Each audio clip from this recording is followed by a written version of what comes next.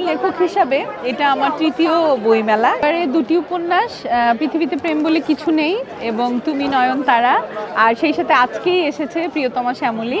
আলহামদুলিল্লাহ তিনটাই খুব সবাই ভীষণ ভালোবাসায় স্রোতে ভাসছে। পুরো এক মাস জুড়ে একটা পাঠক লেখকের এই যে সমাগম, এটা পৃথিবীর কোথাও হয় না।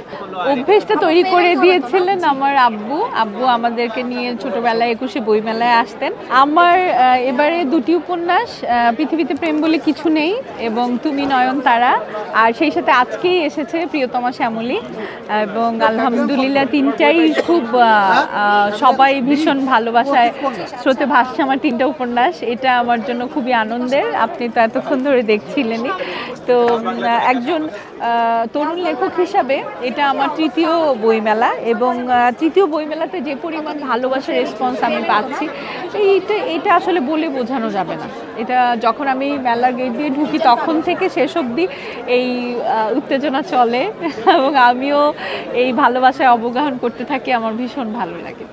অভ্যেসটা তৈরি করে দিয়েছিলেন আমার আব্বু। আব্বু আমাদেরকে নিয়ে ছোটবেলায় 21শে বইমেলায় আসতেন এবং আমি হাঁটতে হাঁটতে তখন পাটা আমার ছিলে যেত এবং বিশেষ করে 21শে ফেব্রুয়ারি দিন আব্বু নিয়ে আসতো এবং আমরা শহীদ মিনারে ফুল দিতাম। ফুল দেওয়ার পরে আমাদেরকে নিয়ে বইমেলায় ঢুকতো এবং তখনকার বইমেলা ছিল আপনার শাহবাগে বইগুলো মাটিতে বিছিয়ে রাখতো, বড় বড় সাউন্ড বক্সে অনেক কবিতা হতো। কবিতা শুনতে খুব ভালো লাগতো। টনি ডায়েস, আফসানা মিমি ওনারা কবিতা পড়তেন।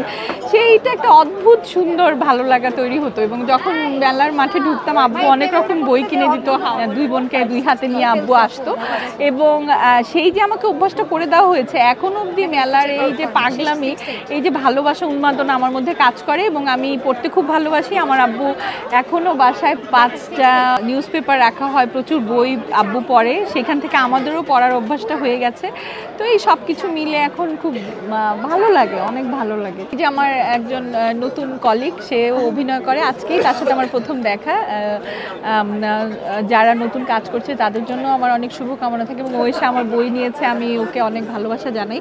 ওর যেই এখনকার জেনারেশন যে আসলে পড়াশোনার প্রতিও তাদের আগ্রহ আছে, বইমেলার প্রতি আগ্রহ আছে, নতুন বইয়ের প্রতি আগ্রহ আছে, এটা আমাকে খুব মুগ্ধ করেছে। গত বইমেলা এবং এই বইমেলার মধ্যে পার্থক্য তো আসলে আমরা যারা লিখি আমরা বইমেলাটাকেই এনজয় করি। বইমেলাটাই থাকুক আমাদের চারপাশে, বইমেলাটা মানে হোক, সুন্দর মতো রান করুক, সবাই আসুক, পাঠক দর্শনার্থীদের মিলন মেলা হোক, লেখকদের, এটাই আমরা চাই। সুন্দর পরিবেশ থাকুক। এটা তো আসলে দেখেন, এটা যে কেমন একটা টান, বিশ্বে একমাত্র আমরাই বই মেলাটা এত বড় করে পরিসরে হয় এবং পুরো এক মাস জুড়ে একটা পাঠক লেখকের এই যে সমাগম, এটা পৃথিবীর কোথাও হয় না। এটা একটা উন্মাদনা, বইয়ের প্রতি ভালোবাসা। লেখা তো শুরু করেছিলাম পড়া, সমরেশ মজুমদার, বুদ্ধদেব গুহ আর বই দিয়েই শুরু হয়েছিল আমার পাঠ। এরপরে বাংলাদেশে তো হুমায়ুন আহমেদ, ইমদাদুল হক মিলন এবং ছোটোবেলায় রবীন্দ্রনাথ ঠাকুর, কাজী নজরুল, জসীমউদ্দিন, শরৎচন্দ্র, ওনারা তো প্রভাবিত করতোই, কিন্তু প্রমথ চৌধুরী। কিন্তু এখন হচ্ছে সত্যি কথা বলতে কি, যুগের সাথে সাথে আমাদের পাঠের ধরন, জীবন আচারের ধরন সব কিছুই তো চেঞ্জ হয়ে গেছে। তো সব কিছু মিলে এখন তো মানে কি বলবো, আমাদের গল্পের ধরনও অবশ্য চেঞ্জ হতে হবে, তা না হলে তো হবে না। আমি যেহেতু অভিনেত্রী, আমি প্রতিটা চরিত্রই পড়ার সময় সেই চরিত্রটাকে নিজের মতো করে আমি নিজে হয়ে যাই। এটা ছোটোবেলা থেকে আমার অভ্যাস। যেই বইটাই পড়তাম ওই চরিত্রের নায়িকাটা আমি হয়ে যেতাম এবং ওই নায়কটা আমার নায়ক হয়ে যেত। এটা আমার ছোটোবেলা থেকে অভ্যাস। তো সেটার মধ্যে আমি অবগাহন করি, বিচরণ করি, ওটার ঘোর তৈরি হয়, ওর মধ্যেই আমি থাকি অনেক। এটা আমার হয়, এখনও হয়। আলহামদুলিল্লাহ অনেক ভালো, অনেক ভালো। আমার এই দুইটা বই তো ভীষণই ভালো চলছে এবং সেই সঙ্গে আজকেই আসলো প্রিয়তমা শ্যামলী। সেটা তো আপনি দেখলেনই যে আসার পর থেকেই তো আলহামদুলিল্লাহ পাঠকের ভালোবাসায় ভাসছে। এটা তো খুব ভালো লাগা, অসম্ভব ভালো লাগা যে আমার লেখা শব্দগুলো সে তার কষ্টার্জিত টাকা দিয়ে কিনে নিচ্ছে এবং আমাকে ভালোবাসা জানিয়ে যাচ্ছে। এটা তো আসলে সবাই তো কষ্ট করেই টাকা ইনকাম করে, সেই টাকাটা আমার বইটা কিনে নিয়ে যাচ্ছে, তখন আমি তো সার্থক, আমি তখন তৃপ্ত, সন্তুষ্ট হয়ে যাই। আজকের বই তো প্রিয়তমা শ্যামলী। প্রিয়তমা শ্যামলীতে আমি প্রিয়তমাদের কথা বলতে চেয়েছি। প্রিয়তমা মানুষের কাছে খুবই, প্রতিটা নারীর কাছে একটা রমণীয় একটা বিষয়, একটা লোভনীয় বিষয়। সে নিজেকে প্রিয়তমা হিসেবে দেখতে চায় জীবনের প্রত্যেকটা সেক্টরে। আবার একটা নারী সবসময় সবার প্রিয়তমা হয়ে উঠতে চায়। একটা পুরুষও তার কামমাতুর মন নিয়ে, বহুগামী মন নিয়ে একজন প্রিয়তমাকে খুঁজে বেড়ায়। সবাই তো তার জীবনে প্রিয়তমাকে খুঁজে পায় কিনা আমি জানি না, তো খুঁজতে থাকে নিরন্তর। নারীও হয়ে উঠতে চেষ্টা করে প্রিয়তমা, পুরুষও তার প্রিয়তমাকে পেতে চায়।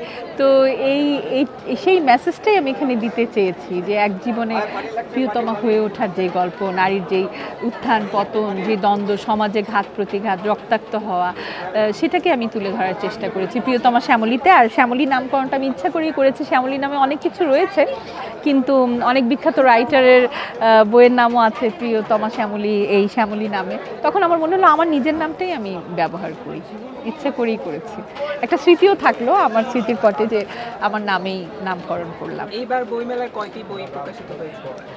আমার 3টি বই এবার বইমেলায় প্রকাশিত হয়েছে। রিজন পাবলিকেশনসে 20 নম্বর প্যাভিলিয়নে আপনি 3টে বই পাবেন। পাঠকদেরকে বলবো, আপনারা ভালো বই পড়ুন, বাংলা বইয়ের সঙ্গে থাকুন, বইমেলায় আসুন। অবশ্যই আপনার সন্তানকে, প্রিয়জনকে নিয়ে বইমেলায় আসবেন।